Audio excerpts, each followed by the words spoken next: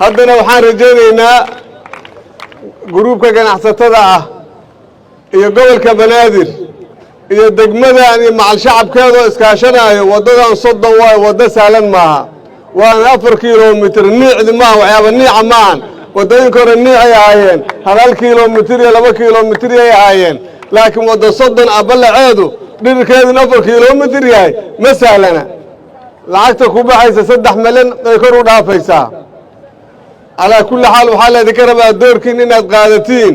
annaguna doorkayna qaadanayna hadii ilaahay yiraahdo jidkan maanta waa la dhagax dhigay waxaan kale idin sheegaa wadadan waa 30 cid kasto soo gasho waxaan rabnaa inay ka baxdo